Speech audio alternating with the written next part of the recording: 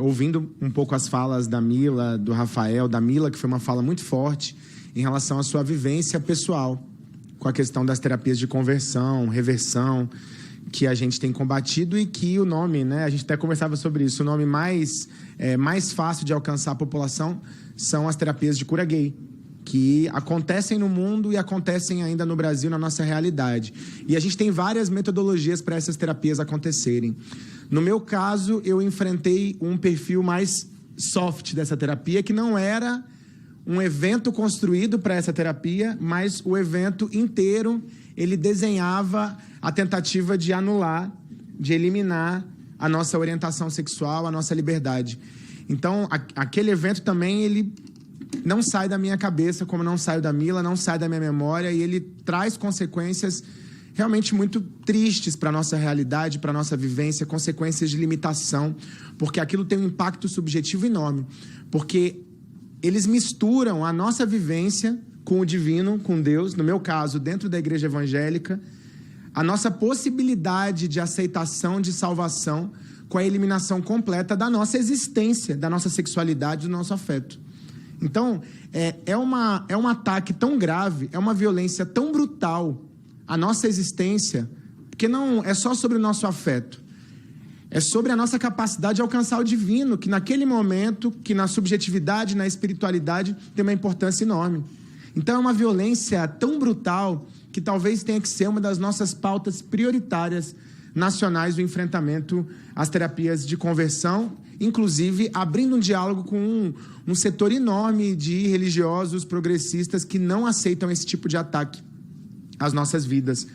Porque a gente sabe que muito das pessoas LGBTs que cometem suicídio, que atentam contra a sua vida, tem uma relação direta com a não aceitação. O processo de saída do armário, ele é um processo muito duro.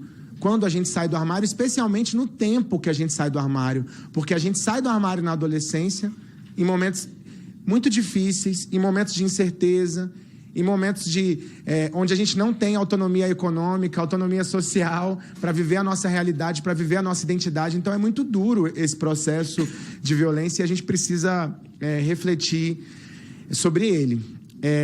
Eu acho que a gente tem vivido, além disso, hoje, uma tentativa da extrema-direita brasileira em escolher as pessoas trans como bode expiatório. Então, acho que toda a comunidade LGBTQIA+ brasileira precisa reconhecer isso, porque ao reconhecer isso, nós assumimos como prioridade a defesa da dignidade das pessoas trans no Brasil e a defesa dos direitos sociais, dos direitos civis das pessoas trans, como prioridade de toda a comunidade LGBT, assim como as pessoas trans estiveram em todas as lutas, muitas delas que não tinham relação direta com as suas vivências. Então, acho que esse também é um elemento muito importante se a gente quer reafirmar o nosso senso de comunidade. Tem um terceiro elemento que, quando a gente fala em afirmação, em nós somos o que somos, como é um dos temas que nos provoca nessa mesa, que é em que lugar a nossa pauta está localizada. E em muitos momentos da história, a nossa pauta ficou localizada no canto. A nossa pauta era aquela gordurinha para a negociação política. Então não era a pauta prioritária. Ah, não, agora vamos tirar a pauta de costumes. Ah, não, agora não é hora da pauta das identidades. Eu acho que tem que ficar muito claro que a nossa pauta política, o nosso programa, a nossa vida não é pauta de costumes. Não é pauta identitária. A nossa pauta é a pauta da democracia, dos direitos sociais, dos direitos civis, dos direitos humanos. E eu acho que nós precisamos falar isso, mesmo para aqueles atores, aqueles agentes que são dentro do campo progressista, dos partidos da esquerda, que nós não aceitamos mais a negociação da nossa agenda política, porque ela precisa ser a agenda prioritária. A gente viu agora na discussão aqui no Congresso Nacional do PL do estuprador que quando a esquerda assume uma pauta, vai para cima, debate com a sociedade, ela ganha, inclusive na opinião pública. E olha que a pauta da legalização do aborto não é uma pauta simples, não é uma pauta fácil de fazer o debate público. Nós tivemos experiências no mundo, né, Tony? A experiência da Argentina, a própria experiência dos Estados Unidos, onde o casamento igualitário foi aprovado no Congresso. Porque as grandes figuras públicas do campo social da esquerda tiveram coragem de defender essa agenda e nós precisamos também ter avanços no Congresso Nacional. Nós sabemos que tem um setor enorme aqui, centrista que é suscetível à pressão política da opinião pública. Se a gente tem maioria social, e eu acredito que nós estamos avançando para ter maioria social, tanto é que ano passado eles saíram pelos fundos de uma comissão com um projeto que tentava acabar com o casamento homoafetivo, o casamento igualitário, e não conseguiram. Fizeram um remendo, fugindo pelos fundos porque sofreram uma derrota política no Congresso Nacional, porque tentaram mobilizar para audiências públicas contra o casamento igualitário e não conseguiram. Só tínhamos nós lá mobilizados, porque não é a pauta do povo evangélico retirar os direitos da população LGBT, é a pauta dos fundamentalistas, das falsas lideranças. Não é a pauta, o povo evangélico está preocupado com outras coisas, com seus direitos sociais, com a comida na mesa. Óbvio que se mobiliza pelo pânico moral, pelas fake news também, mas não é a pauta central do povo evangélico brasileiro. Então não se mobilizaram aqui no Congresso Nacional em torno dessa pauta. Então, quando a gente, de fato, tira a nossa agenda política do armário em todos os espaços, faz o debate de qualidade, porque nós temos excelentes quadros dentro do campo progressista que defendem as pautas LGBTQIA+.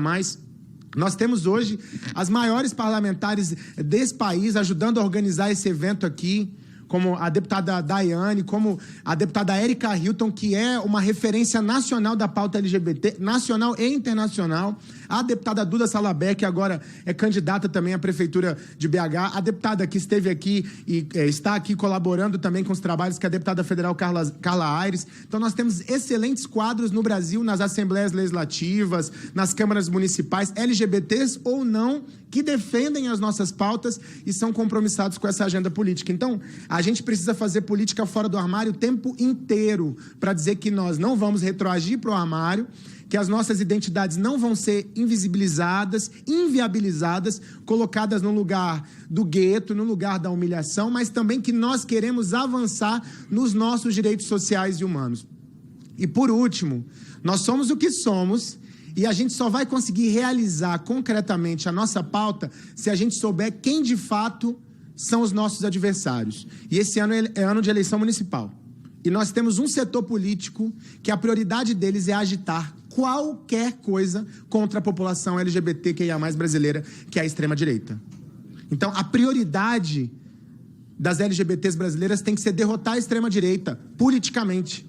Derrotar nas urnas, nas ruas, em todos os espaços, porque eles estão trabalhando contra a população LGBT em qualquer caso. A gente viu agora nas Olimpíadas a forma como eles atacaram a abertura das Olimpíadas.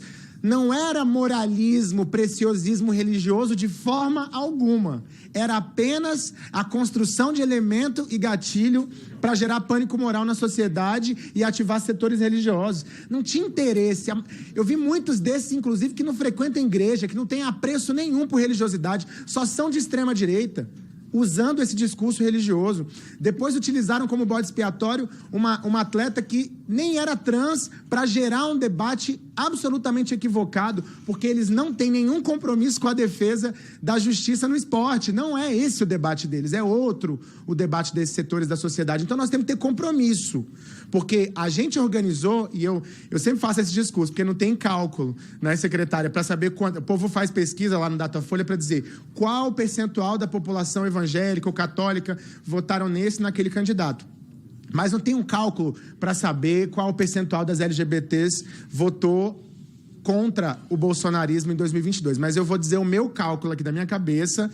90%, nós tivemos um percentual muito alto, porque tinha a ver com as nossas vidas. Boa parte da população LGBT foi para a rua. Eu vi isso aqui porque eu tive a honra, o orgulho de ser o deputado distrital mais votado da história aqui do DF, do Distrito Federal, sendo gay e LGBT. Então, a população LGBT se motivou, ela se mobilizou, ela atuou para derrotar o bolsonarismo, ela é decisiva. E nós somos milhões nesse país, nessa correlação de forças nova que é possível construir. Então, que esse ano seja um ano também de compromisso para derrotar a extrema-direita, porque derrotar a extrema-direita para nós significa derrotar esse projeto que é contra as nossas vidas. Derrotar a extrema-direita para nós significa defender os nossos direitos sociais, humanos e civis. E a gente só vai ser o que a gente realmente é se a gente tiver condições de derrotar esse setor político nas ruas, nas urnas, em todos os espaços que a gente fizer a disputa. Por isso um seminário como esse é tão importante hoje na Câmara Federal. Muito obrigado. Queria agradecer a todos os membros da mesa. Peço que eles continuem aqui. E a gente vai agora passar para algumas intervenções. Eu vou precisar sair.